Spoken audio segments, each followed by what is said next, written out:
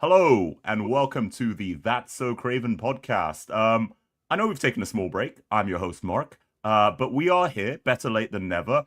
Uh, it's a twosome for now, so I'm going to leave that open ended. Who knows who may or may not turn up halfway through the show, and that individual will be rightly castigated if they don't. But we have the best lineup starting now with Mike. Mike the Traveler, Mike not the Traveler. We still haven't quite decided yet. But Mike, you're here. How are you? I'm good, thank you, mate. And yes, apologies to regular listeners and viewers who were expecting something on Monday, but I can tell you that the mystery special guest won't be any of the Aussie boys because, like true Aussie cricket fans, they show up when their team wins to give an analysis and a breakdown and have a bit of banter. But when their team loses, they're nowhere to be seen. So Fulham lost on Sunday. Aussie boys nowhere to be seen on Monday with the usual. So we're going to have to do the review as well, Mark, which is pretty unfortunate based on how the game went. But other than that, I'm doing okay. I'm glad to hear it. And we are going to have to get into we've sort of got the sort of rough end of the stick there where we will have to talk to Palace. Full disclosure, those of you who know me do know that one of my very, very good friends is a Palace fan. And yes, he gave it large. I'm feeling this relationship is a little bit unequal because first they win not only one but two trophies, and I have to have that lauded in my face. And then now it's just I don't know if it's quite a bogey team yet, Mike. I don't know what your feelings were before we went into the match. For me, I was cautiously optimistic. I know they're good. I don't disrespect them. I don't underestimate them. But I was hopeful. After putting four past Man City, a very porous defense from Man City, I thought surely we could get one or maybe even two. But tell me about your thoughts when we were to host them and we had the Eagles come to Craven Cottage. Yeah, I mean, I know that we've not had the best record against them at home, particularly this year. It's been quite difficult 2025 whenever we played Crystal Palace at home. But I think coming into the game, I was sort of in the same sort of as you, as in like, generally quite optimistic in the sense that, prior to the Man City game, we'd won two in a row. We'd put in good performances in those games, even though they were sort of different kinds of performances. The Man City game, weird one in that I think everyone was really proud of the way that the team sort of fought back. And even though we didn't get anything from them, we kind of took more positives than negatives out of it. So I agree. I feel there was a bit of optimism going into the Palace game at home and just felt like we could maybe put another one of those hoodoos or bogey teams to bed. But yeah, as we know, it didn't quite materialize that way. So yeah. Yeah, 100%. And I think the best place to start right before we get into the match is going to be the lineups. The Fulham lineups, was that pretty much what you were expecting? Sometimes we've gone with the double pivot, but the Iwobi Burger sort of, partnership seems to be working quite fruitfully. Any surprises when the lineup came out, Mike? No, not for me. I thought that Chukwueze coming back into the starting lineup instead of Lukic, who uh, didn't really have a good performance in the half that he was on against Man City.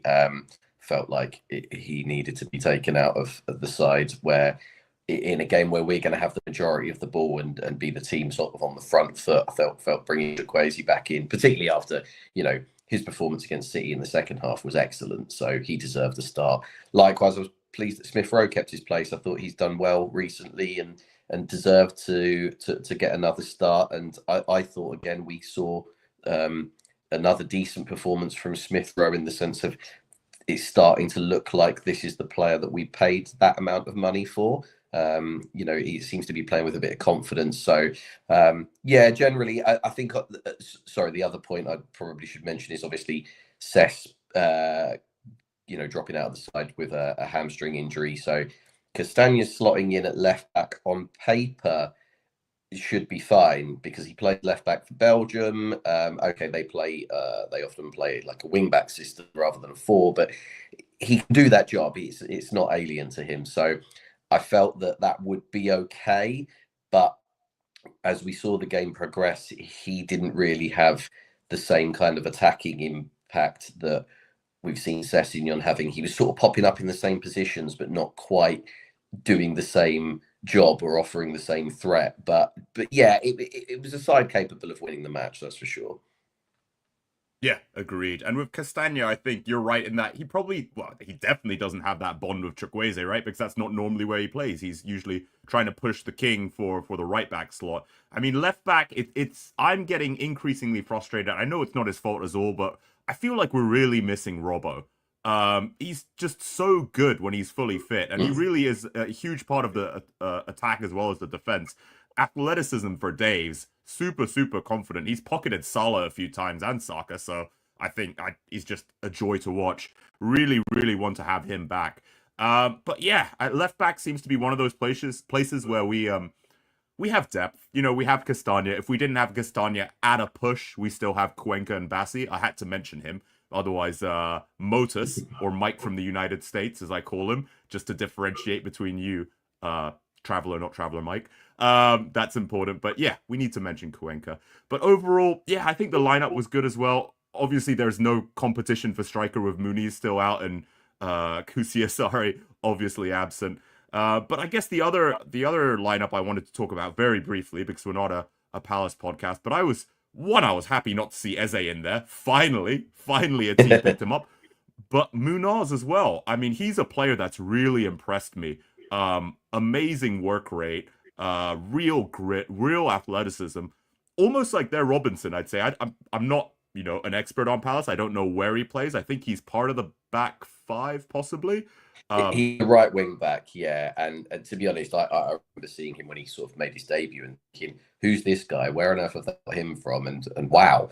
So yeah, big positive that he was missing, particularly as their sort of next in line for that position is 34-year-old Nathaniel Klein. So that was another one. We knew Saar beforehand was going to be missing as well, and they tend to attack quite a lot down that right hand side. So I thought that would bode well for us. I think the good thing is that Munoz he's got to have surgery on whatever the injury is that he's picked up, so he will probably miss the return game on New Year's Day. So maybe we'll get a bit more joy in that fixture, but that's for the road, I think. What was annoying though is obviously Saar goes out and Nketiah comes in, and you'd think, okay, that's a bit of a drop off, but Nketiah seems to be one of those players who any other club he's playing against can't hit a cow's backside with a banjo, but when he turns up at the Cottage, seems to know where the back of the net is. He loves scoring against Fulham, doesn't it? The first time like I said, not a Gunners podcast either, but the first time I saw his name, it was under the Parker era, where we were holding on for dear life at the Emirates, and out of nowhere, they got 8 minutes, and it was Nketiah 90+8, and I was like, what? I think we had 5 wins all season that season. It's like, can you not give me this? Can you not give me one piece of joy? Yeah, I mean, awful.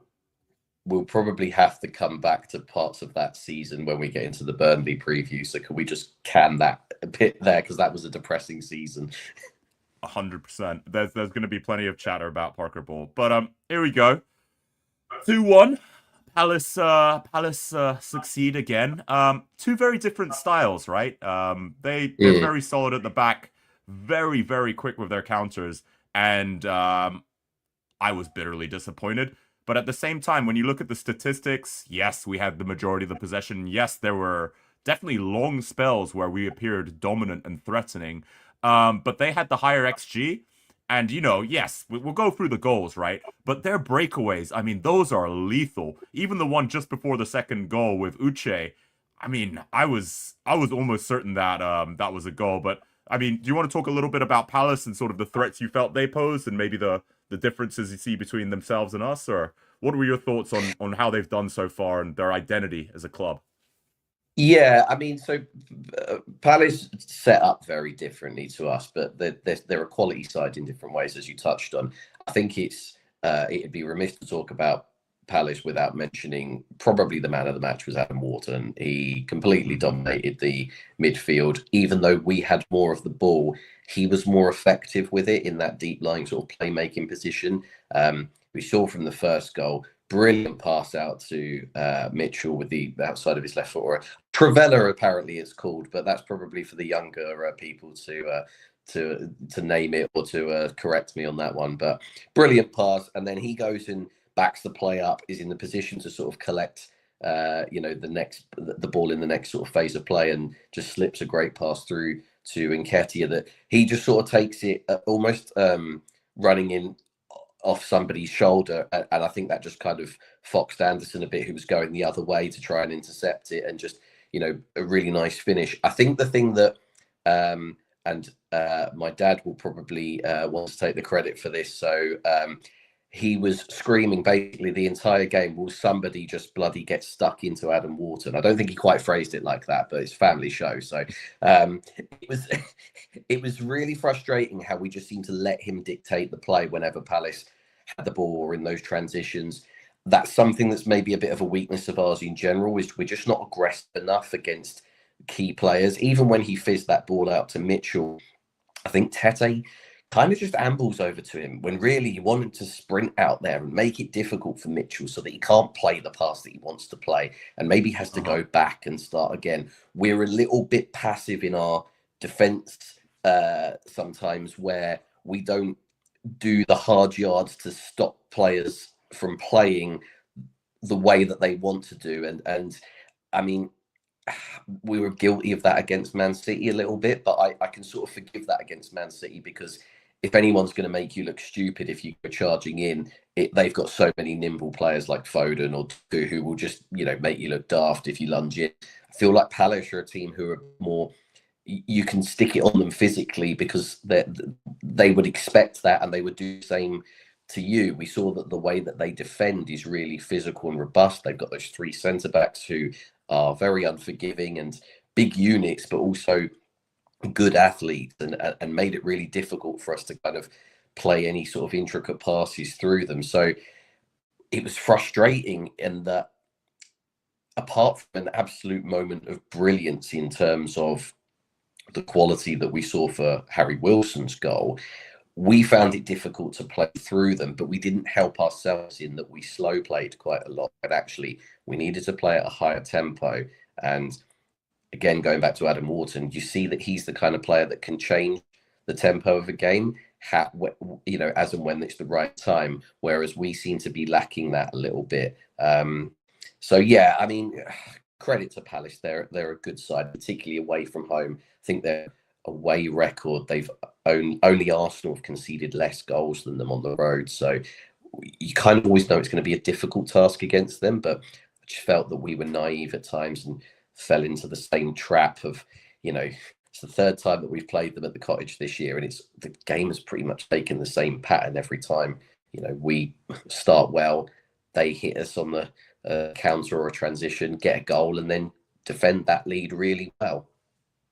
Yeah, couldn't agree more. And that's the frustrating thing, right? It's the same game plan. We huff and we puff and we have all the possession, but it's what do you do with that possession? You're right. Wharton is probably one of those players alongside Gahey that I'd class as an elite player. He's just incredible on his day. And on top of that, you have most of their players are amazing. Like we talk about Munoz, maybe not quite elite, but getting up there. Henderson, a very, very solid goalkeeper. Jean-Philippe Mateta. So it was always going to be difficult. But you're right. We did have a few opportunities before. Well, one opportunity. We had ESR get slipped a pass by Berger. That was exciting. I'm not sure. I mean, I'll put it to you. Do you think he needs to do better, or do you think he sort of made the best of the opportunity that was given? Bit of both, really. I mean, we saw him score at Palace in the bottom corner with his left foot, so we know that he's capable of it. I always kind of feel like you're better off going across the goalkeeper in that situation, but he does have to take it at that point. I don't think there's any time for a further touch. So, you want us to work the goalkeeper. Sometimes we're a bit, slack in terms of, actually testing a goalkeeper and getting shots off. So I didn't mind that from Smith Rowe. I think there was more frustrating points of the game where we kind of dithered on things rather than trying to force the issue a bit more. So generally, I think that was fine. Yeah, fair enough, and agreed. I'm glad he's, like you said earlier, I'm glad he's sort of proving his price tag slowly this season. I think one of the jokes in the chat that we had earlier was that it came to the end of last season, he realized he wasn't on loan and going back to Arsenal, so he's like, oh, crap, this is my new home now. I guess I got to fight for my place or lose it to an 18-year-old. But I'm excited to see what comes. Like him or hate him or however you feel about ESR, still 6 goals and 3 assists last season. So if we can get him firing and motivated and fit, because I know Levy's still listening and he doesn't think ESR is particularly fit with his chin. But we'll see how that goes. But I'm still positive. One of the few positives we can take so far from this match. But then you're right. Probably the I'd best agree moment with of the that. match. Yeah. Sorry, no, The go best carry on, moment of the Mark, match. No worries. Is the Wilson Travella, which I had to Google because I'm old. But wow, an outstanding piece of skill. Really, really, really cool. The way we link it all up together. Clearly, Wilson and Roll worked on it on the training ground because that felt instinctive. There was no thought. There was 1-2 pass, beat the defender. I think Richards or Gahey, one of the two, is too late coming in outside of the. I mean, that is magic. If it was Messi or Ronaldo or someone from a big club, someone famous, they'd be talking about it for weeks. No. Yeah, I mean, so the goal itself is an incredible goal. I'm struggling to think of anything that I've seen similar in the sense that you can see goals that involve like a cute 1-2 around the box, and you can see goals that involve sort of unique finish with the outside of the boot. To see it all in one flowing move as well, it just looked so choreographed. It was perfect. It was a delicious goal, and unfortunately, it means that this match is going to be remembered a lot longer than it probably needs to be for Fulham fans. But hopefully, the only positive that we can take out of it is that Harry Wilson might just win goal of the season because just a brilliant striker, just so inventive as well, in the sense that sometimes we've bemoaned someone like Wilson for taking shots on with his left foot when actually it's better to be hit with his right, but can't fault him for that one. Great technique, and just it. Normally, the kind of noise that I make when we score is some sort of like cheer or wild shout. This was an "oh," as in like, that's a different kind of noise that I would normally make when we score a goal, because I was just like so taken aback by how brilliant it was. It was just phenomenal. And I'd love to watch it back again, numerous times, but that involves watching the rest of the highlights, and I'd rather pass on that. So shame, but good to see Harry Wilson in good form as well, though, and sort of chipping in with the a good number of goals. Does that make him our top scorer now? At least in the league, I think it probably does. I believe so, and I think he might be talking his way into a new contract. He works hard. We know it's there. The thing is, it's inconsistent. He has worldies in him. He's skillful, but sometimes he goes a little bit missing. I think he's still not. I wouldn't call him young. I think he's 28. So there's a couple of years left. I don't know. I'm excited. I like this Harry, but it feels like this is the case with a lot of our players. They go through sort of peaks and troughs of success and performance. Like I remember 2 years ago, I wanted to get rid because he was barely on the bench, and now I guess he is a nailed-on starter based on past performances or recent performances.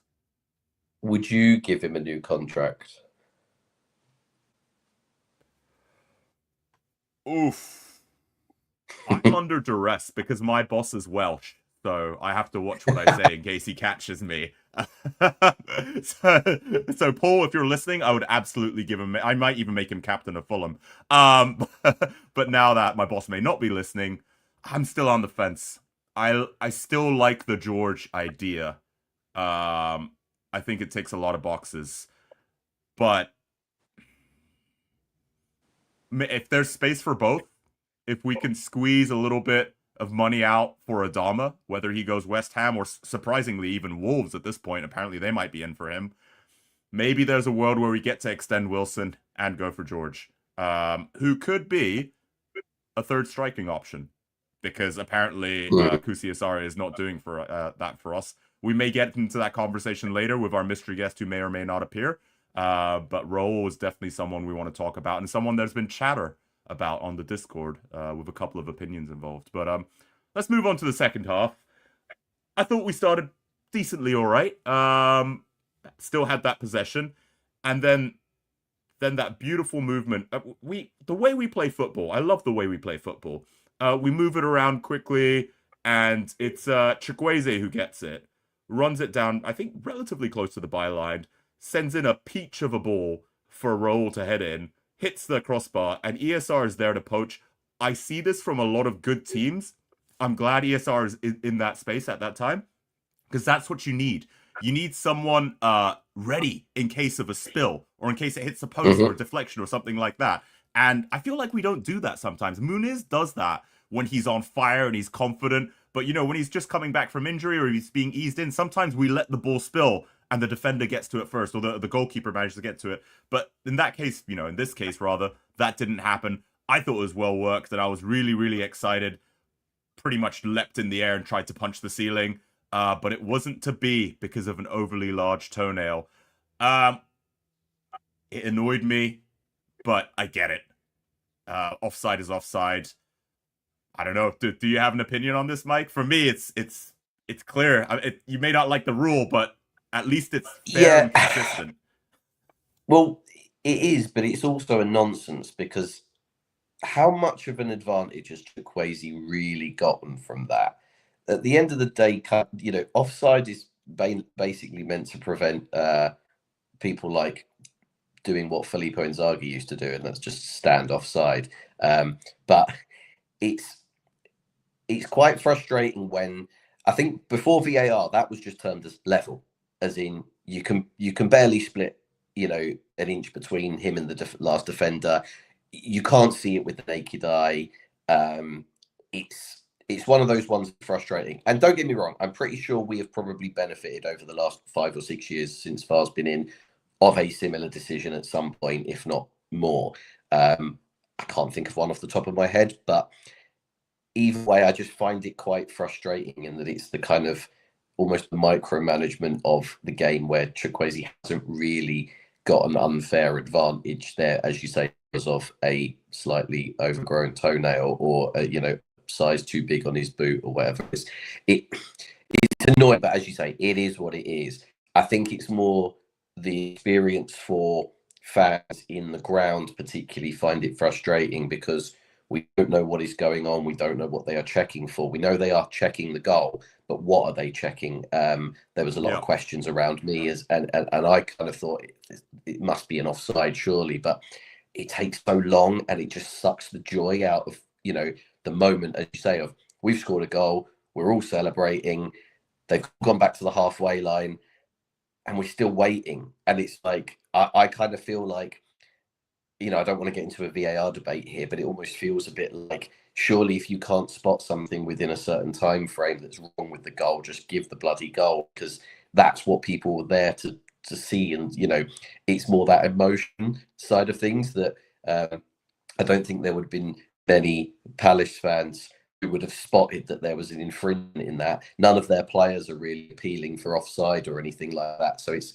just a frustrating one. But the point you make about Smith Rowe getting, you know, to have numbers in the box there, it's, you know, often we can be a bit guilty of too many players kind of hang outside the box rather than gambling on something and getting themselves in there. So it was a pleasing goal to score, unfortunately taken off us. And I think that really kind of killed our momentum, because we seemed to run out of ideas after that pretty quickly, which was frustrating, because we've gone from starting the second half really well, and then after that, I can't think of another real opportunity that we had to score. Whereas, as you touched on earlier, Palace had a good sort of 3 or 4 chances that I can think of where you just felt like they're going to hit us on the, you know, with a sucker punch here. It's what they're good at. And indeed, you're right. Mm-hmm. Once we made our subs, you know, the Chukwueze sub, the ESR sub, and the Burger sub, I mean, on paper, kind of makes sense. King's obviously a good player. Kevin's a good player. There are some rumblings about Kevin. We should address that in a bit. I'm still very pro Kevin. The kid's young. He's raw. He'll learn. I'm pretty sure Semenyo, when he came in, was not the shining star he is now. It took him a couple of seasons. But anyway, let's park that for a bit. But you're right.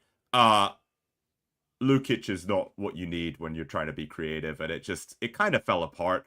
The momentum died. They were coming at us. That second breakaway, or the breakaway just before the second goal, the long ball to Uche. I think it was just a smidge too long. Maybe a foot shorter, so he could take it first time and he would have beat Leno. But Leno smothers it. I sort of silly me. I write in the Discord chat, "Ooh, that was close," and then they get a corner, and what happens? The zonal marking rears its ugly head once again. We got Josh King, whose sopping wet is probably 103 pounds. Deeply skillful, love the guy, but him against Gahey, it's not a fair challenge, is it, Mike? No, it's not, and it was weird watching it back. Obviously, as you say, we sort of do a bit of a mixture of zonal and man-to-man marking, or I think the man-to-man markers are more meant to be blockers rather than sort of deliberately. King's not going to beat Gay in the air, for example, but I think the idea of him is to stop Gay getting to where he wants to go so that our zonal players can meet the ball rather than getting someone on, have the run on them on the blind side. And I think it was Tete, Anderson, Bassi and Raul who are all sort of lined up. None of them are facing the Palace players behind. They're all sort of looking at the ball. They're not even on the half turn. They're sort of square onto the ball. And you just know that anyone getting a jump across them is going to win the ball. And it just feels like it was really naive from us. I know that that's how we like to defend set pieces, but we've seen us get punished from those situations a few too many times now, where you think that they might have to make some sort of a tweak, even if it's just have our more physical players acting as the blockers to, stop particularly their key end. You'd think that if you're looking at Palace's side, yes, they've got a lot of big physical players, so maybe the numbers don't quite add up in this, but you want us to sort of have like for like matchups against the like of Gay, Richards, Lacroix. Mm-hmm. I think Mateta was off the pitch by then, but Uche's a bit of a lump as well. It's that kind of thing where I just felt that we were a bit naive in that situation, particularly because we know that like this can happen and we've seen it before, and it just feels like we're maybe not learning the lesson of that. I don't know whether we actually brought in the set piece coach that was advertised in the summer as a vacancy. If we do have one, he's obviously not as visible as the Arsenal fella or the Villa guy who seems to get all the credit. But, if we do have one, it's probably because he's hiding somewhere, embarrassed that we've conceded from a set piece again.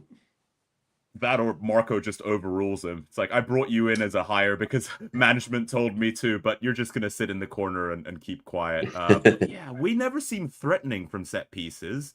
We have the ability, but not the strategy, apparently, or the tactics. And I hate being so nervous. It's always when the stakes are high, we could win or draw or lose a game. The stakes are high. It's the last 10 minutes and the opposition get a corner. I get so nervous during those moments, and this is just another example of why I'm developing a phobia of opposition corners. So there you go. And anyway, that was that.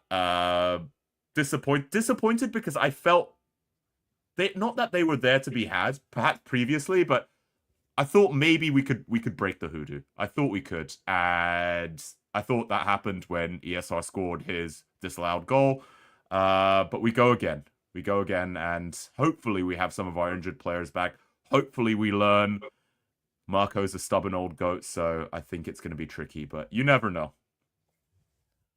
All right. Yeah, I just my final sort of thought on that one. That was a game that should have finished on 1, and as much as we huffed and puffed, it was always going to be difficult to break them down. We can't be losing from that situation. We need to be a bit more streetwise there and just think, right, let's just see this out. They've had a couple of good opportunities. It just seems a little bit naive. And as much as like we're frustrated with some of Marco Silva's stubbornness, the players on the pitch have got to smarten up there. They're the ones in control of that situation. And I just feel that we lacked a bit of guile there that would have sort of seen us over the line, and then we'd have probably been looking at this as, yeah, it was an okay point instead of, a frustrating defeat in a manner that, we've seen this film before and we didn't like the ending the last 2 times. Yeah, 100% agree.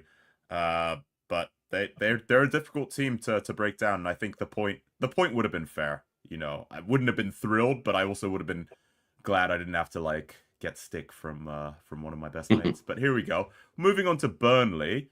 Oh, taking a look at the where we are. We are 15th. I thought we were We are 16th, still but 15th. we're still We've been we're 15th still for a 15th. while.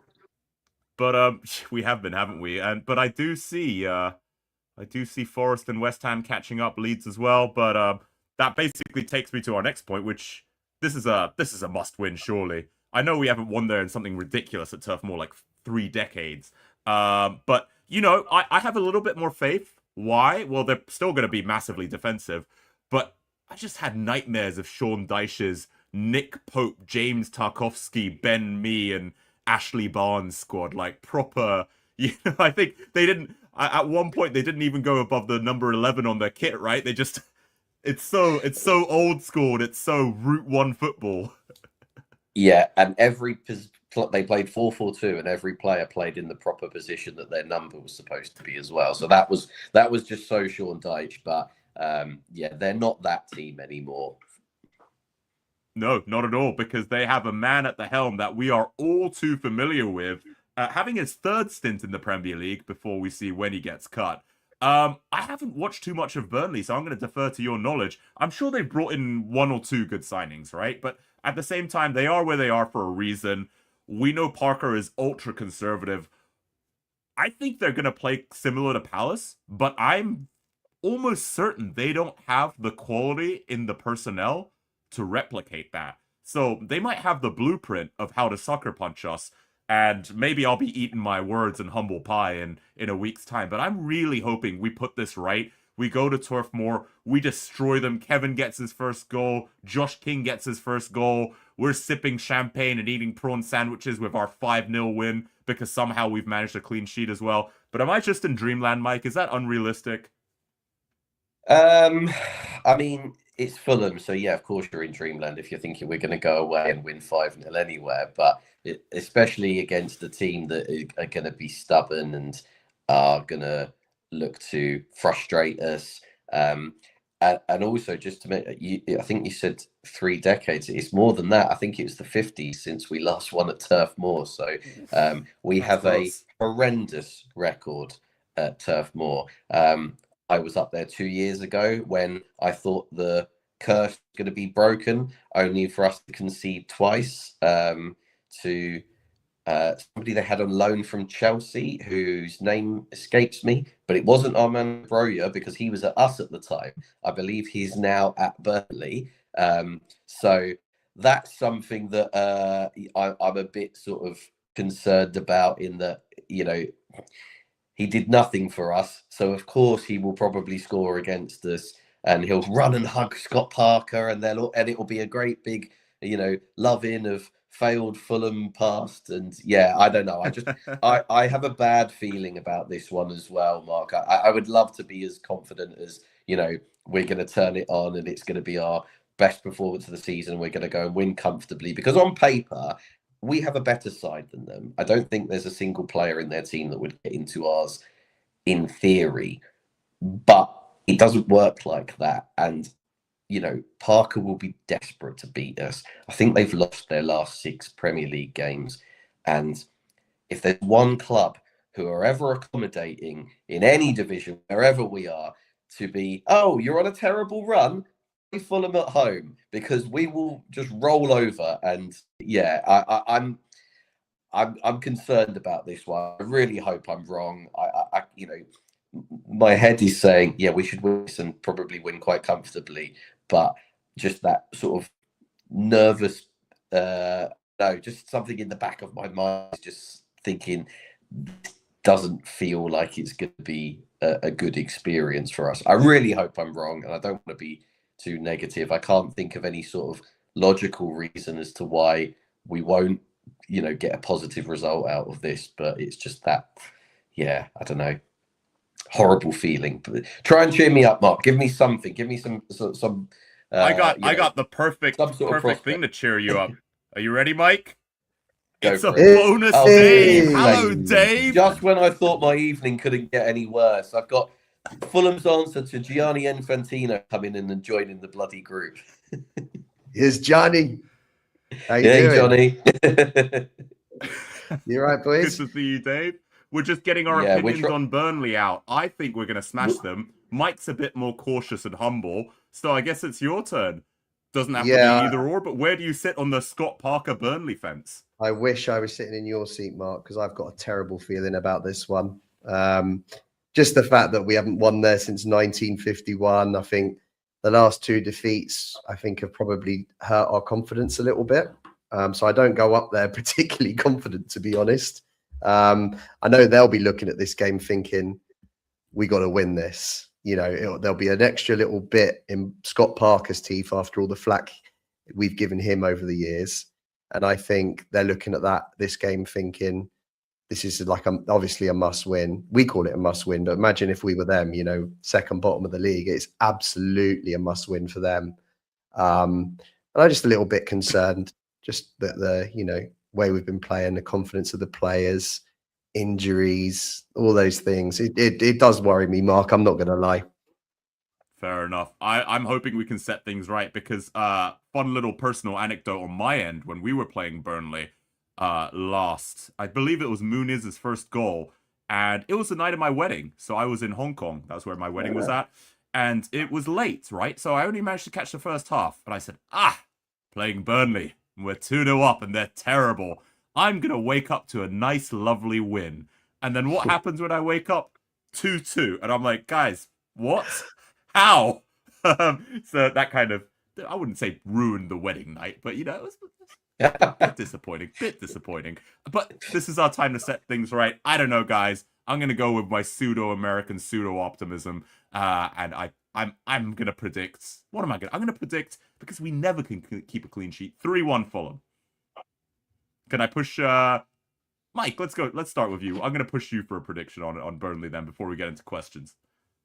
Punchy. I just think we're going to lose 1-0. So, yeah, sorry. I mean, to be honest, there's part of me is doing this just to sort of protect my own sort of disappointment when I trek all the way up to Burnley and watch us lose 1-0. Bear in mind, I went to the game when we lost 2-1 and Burnley didn't even have a shot on target. How do you lose a game 2-1 where the opposition don't have a shot on target? 2 terrible own goals. So that was just, an awful experience. Although I think that was Andre Schürrle scored a brilliant volley in like the first minute, and that was as good as it got. We managed to lose that one. That was in the I think it was Ranieri was our manager at the time, and it was pretty much the epitome of how crap we were at the time. So that is why I am going for an ultra negative prediction, because I'm trying to protect my my own damaged ego, and hopefully we don't do that, but that's what I'm going for. Dave, what have you got? Well, Mike, just remember, you don't trek anywhere, you travel. All right. But I think I think I'm with you on the result. I think I've got this awful feeling we're going to lose. So I've got to be honest about that. I think we might go down 2-1, grab a consolation. It's just I don't feel particularly positive. So I hope I'm wrong. That will really cheer me up. Wow. Did not realize I was getting on pod with a couple of downers, but there we go. We're gonna somehow lose to Scott Parker and Burnley, who are in 19th. But I mean, the only thing that will make it worse is like Mike said, if it's an Armando Broja accidental goal. We got Jim saying break the curse 6-0. I like that. That's even more bullish than my 3-1. But yeah, no. I hope maybe. you guys are right. So. I really do. Oh, God, yeah. Fair enough. But now that we have you, Dave, there was a discussion I referenced previously. In comedy terms, This is called a callback. We're calling back to Raul. Raul, who has heroically sort of really pushed himself. He's pushed himself hard. I'm not taking sides here. I'm just saying he has worked hard. But at the same time, is he at the level that we should deem acceptable given what we're aspiring to do? And I would say maybe Europe is long gone at this point in the season. But I would say, given how clustered everything is, we could still do top half. Robbo back, Muniz back, maybe one or two good additions in January. I think top half is perfectly feasible, and then who knows from there. But I think you had a very interesting discussion about Raul, and would you care to educate the pod crew who might not be on the Discord? Shout out to the Discord. Yeah, Please join. I Great guess. place. I guess when it comes to, and I am a fan of Raul Jimenez, I'll point that out to start with. I think he's all in all been a pretty good value signing for us. And, you know, he ended up top scorer last year. He broke 10 league goals. Okay, 3 or 4 of them were penalties, but, you know, I think it was 12 he got actually, sorry to discredit him. He had a decent season. This year, I think he clearly is fatigued, right? He's had injuries, and he looks fatigued. And, you know, a lot of people are criticizing Marco for playing him so much. I also think Raul has to take some of the blame personally. I think there's no reason why Raul couldn't have dropped out of the last 2 Mexico friendlies if he'd wanted to, knowing the situation at Fulham, knowing that he's been injured. But his priority, which I understand, was to try and get that goal record, try and prepare for the World Cup, which is a priority for him. But it just makes me a little bit less forgiving about his current condition. You know, I don't think that's all Silva's fault. I think Raul's played a little bit of a part in that. And the other thing I think is he's playing like a false 9. And I don't know if it's related to the fatigue, but he's so deep. He's deep. He's linking up play quite well when he gets it. But when we're attacking, I just don't see him. He's not getting chances. He's not in the right place. I don't know. I just find it really frustrating. I'm not sure. A lot of people are saying it'd be devastating if he got injured. But you know, I think Harry Wilson can play false 9 and probably be more of a goal threat than Raul at the moment. So yeah, I think clearly fatigued, clearly played too much football, clearly old. But he's not a goal threat at the moment, and it's frustrating. Yeah, fair enough. Mike, agree, disagree, ambivalent? Bit of all 3, to be honest. Like, you know, yeah, he's when he was effective last year was when we could swap him out with Muniz after 70 minutes, or I think he was more of an impactful player from the start, and then Muniz coming on was effective. He's obviously having to bear the brunt of not having that luxury because, you know, the manager he doesn't quite fancy Casillas in the same way. He came on against City and looked lively, but the game was a chaotic state by that point. So I think he was a good sub at the time, but you know, I'm not sure he would have had much more of an impact against Palace than Raul did, for example.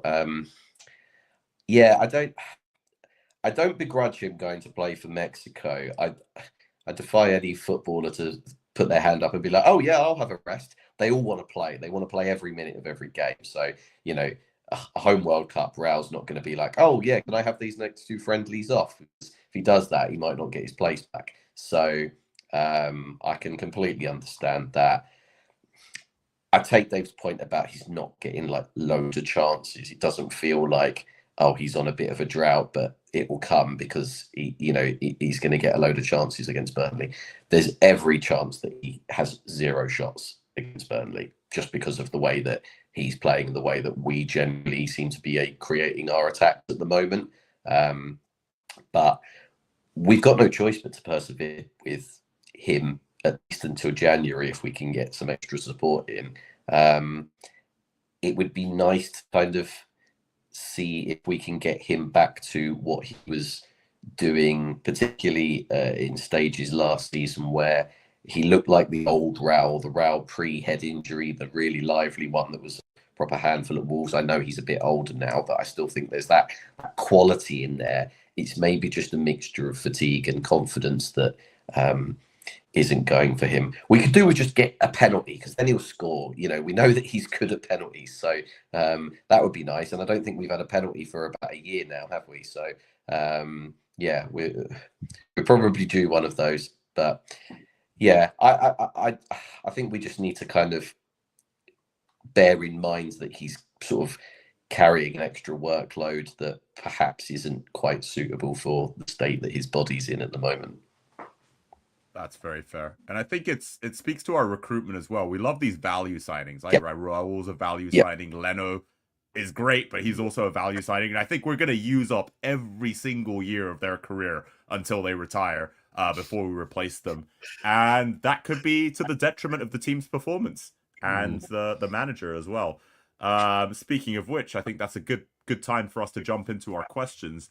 We had two on the Discord, both broadly about Marco. One from Spanish FFC Ultras and the other from Jungle White, talking about how if we lose on Saturday, does this prove that maybe Marco's hit his limit and he can't really manage, and there's always been a sort of a drop-off in his career?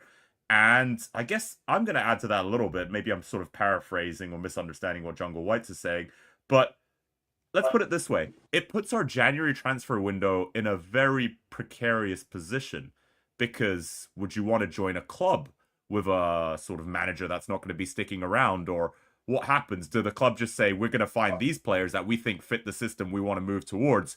Marco, deal with it, but then Marco's not staying, so he might not even play them.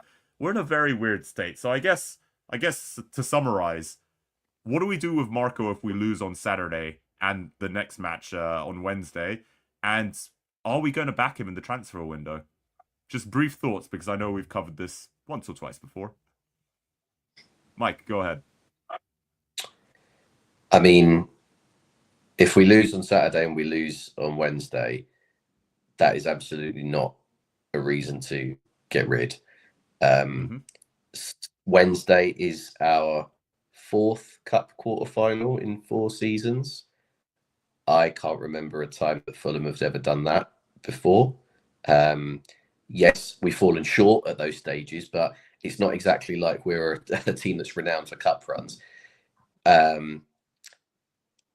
I feel like, obviously, we don't want to lose on Saturday. We could really do with a result, but we're not in Wolves' situation or even in the bottom 3. I don't think that that's a reason to get rid of the manager. I think the club have clearly made their, they want him to stay. They want him to sign a contract. He wants the club, the recruitment team to back him and get in the players that he wants in January. So we're in a bit of a limbo catch-22 kind of situation where I feel like if the club don't get him what he wants, he won't sign that new contract. I can sort of understand the club situation where they might not want to bring in the players that he wants if he's then not going to sign. But that's the club's fault for not getting this sorted earlier. They always leave things to the last minute. We talked earlier about Wilson and, I think Sessegnon's another one who's out of contract. Like, why are we not getting this business done? Like, to let the manager go into the last year of his contract is quite ridiculous, really. So I don't think that we should be getting rid of Silva. I'd like him to stay and sign the contract. But if he isn't backed with the players that he wants, I can completely understand why he'd want to walk away or just not sign. Fair points. Anything to add, Dave? No, I completely echo what Mike's saying. I think, in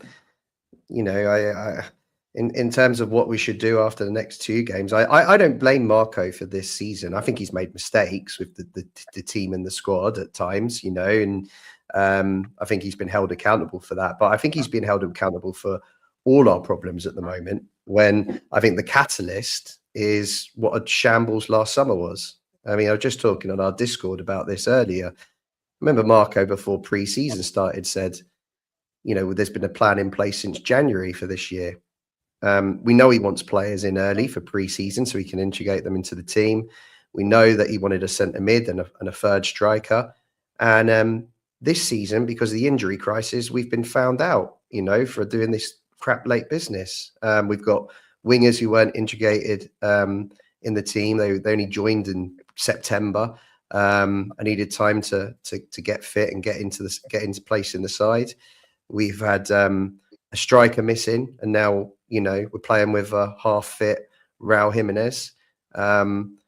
You can see why Marco's frustrated, and I'd be frustrated too. If I wasn't getting the resources that I needed at my job, I would be frustrated too, and I'd also be considering leaving. So I think it's entirely the club's fault, and I think that holding back in a transfer window is the worst thing they can do because they've spiked themselves. We need more players in January. We need them in early. And if they're reluctant to do that because he's not signed a contract, well, they're putting us at risk of getting dragged into a relegation battle. We need another striker. We need to get this centre midfield position sorted. We've got players away on AFCON. This stuff should have been done in the summer. And if they're not ready to do that in January, they're going to put us in a difficult position, and they're going to lose one of the best managers we've ever had. So, I get quite frustrated with this because I think Marco is everyone's quite frustrated at Marco's team, and I get that, and I think there has been mistakes, but I think it's not the root cause of our problems. That's really, really well put, Dave. And I think, let's go for a clean sweep. I haven't liked some of his antics recently. He's gotten better, but he did come across earlier in the season as quite petulant and childish. I understand things haven't gone well. Is he playing the best, hand that he can with the cards that he's been given? Some questionable substitutions, some questionable lineups. But ultimately, yes, all the outfield players coming in on the last day of the season is bad. AP going, whether you like him or not, but AP going, losing a midfielder, and not really replacing him, or hopefully trying to replace him with King, it isn't right. We know we needed an 8. We haven't brought in that 8. And yeah, we do need that striker. So I would like to keep him. Maybe this could be our Palace moment to try and end on a positive. Maybe this could be the first half of the season is crap, but somehow we stay in a cup, and then we go on a lovely cup run. We get people back to full fitness, 1 or 2 good additions. I know so many other fans say this, particularly top 4, top 6 fans. But, this team is just 1 player away from greatness. Team is 2 players away from greatness. I genuinely believe that about our squad. I believe with like a firing striker, whether it's Muniz, a solid 8. I don't know. I like how we perform when we're playing out of our skin, and we can take the game to anyone. So I think for me, go on. I was just going to ask you a question because I completely agree with what you said about those positions, and I think, you look at the last 2 games that we've lost. Okay, City, we were 5-1 down and we came back and we nearly done something. But I think the Palace game could have gone either way. And I think arguably, we're quite harsh to have lost out on at least a point from that game. I think we had better chances. We were unlucky with that goal. And I just think, we could be, it was just an unfortunate game, that one. And yes, we can all pick it apart now and dissect it, but it really could have. I mean, it was offside by a toenail, that goal. And I think if we'd have gone 2-1 up, we'd have gone on to win the game, and we wouldn't be dissecting that match as much as we are now. So I think it's, without to quote the manager we're playing against on Saturday, it's fine margins. And it's fine margins. It's fine margins. Fine margins. You brought back the trauma. I did, yeah. I think it's quite apt, really, that I've used that expression, but it's true. It was a game of 5 margins, and but the question, I suppose, is, when you saw Wharton for Palace on Saturday, did it emphasise to you how what quality player he is for one, but also, that's the kind of player that we're missing in our team? I felt. What did you think? Very, very good point. I agree. And I guess final words on Palace. I feel like they execute on their style of play very well, whereas they're consistent, right? They know what they're going to do, and they play consistently to a high level with their game plan. Whereas maybe ours, a bit more complicated, whatever, different patterns, but we don't execute at the same level. The other thing that annoys me about Palace, Wharton is a perfect example. Maybe I'm oversimplifying, but their strategy half of the time seems to be, hey, who's the best young player in the championship? Eze? Cool, we'll buy him. All right, next season, who's the best young player in the championship? Olise at Reading? Cool, we'll buy him. All right, next season. Like, guys, come on, this is not difficult, right? Like, I know I'm oversimplifying, but maybe let's look at the championship and let's see 3 to 5 players that are really good. Maybe a Hackney, for example. That could be cool. And we bring him in. Yeah. But you're right. It was fine margins. But credit to them. They've done really well. And they do recruit well from abroad as well. Munoz, Lacroix, probably a few others. But yeah, I'm You really, make I a don't great want to point, list them though. again. You make a great point about they look for good value in the market. Another one is Saar, who they brought in, 50 million euros. You know, and he was 26 at the time, I think they bought him. I think that's a brilliant signing. He's arguably as good as anyone we've got on the wing. They're really good at identifying that. They're not afraid to bring from the Championship. All things we should be doing. Yeah, we've Yeah, never looked at the 100% agree. Championship in terms of, like, you know, we played against some decent sides in the season that we came up, and we didn't even bother to look at any of, you know, those players. I think it's quite frustrating that we seem to restrict ourselves to only to certain markets when there is value out there. We just don't seem to be as bothered about looking for it as other clubs, and then we're bemoaning the fact that we can't spend any money due to PSR restrictions. Yeah, agreed. Well, on that happy note, I'm glad I'm the only one that predicted a win, but I think we're going to wrap up there because we are approaching the hour mark. A big thank you first to Dave for being sort of our surprise guest coming out in the middle of the show. Very, very excited. And I wanted to get that Raul commentary in, so we achieved that. But thank you, Dave. Beautiful Christmas tree. Beautiful man. Yeah, well, they say better late than never, but it was probably better never than late on this occasion. But yeah, thanks for letting me come on, even though I was late. We just moved house and I'm still building cupboards and things. It's just ruining, you know, every evening there's seems to be more and more to do. So yeah, thanks for having me. And yeah, it was nice to be on the show. Awesome stuff. And Mike, my steadfast companion, going to every away game, giving us all kinds of wonderful pieces of insight and tidbits about Fulham. Thank you for joining. Yeah, no worries, Mark. As you could tell from my prediction, I'm looking forward to my trip to Burnley pretty much as I'm looking forward to watching Third Ashes test when it starts next week. So I'll look forward to the barrage of abuse that's coming my way from the Aussie boys when they wake up and listen to this tomorrow morning. Good stuff. And with that, I guess I will see us out with You White.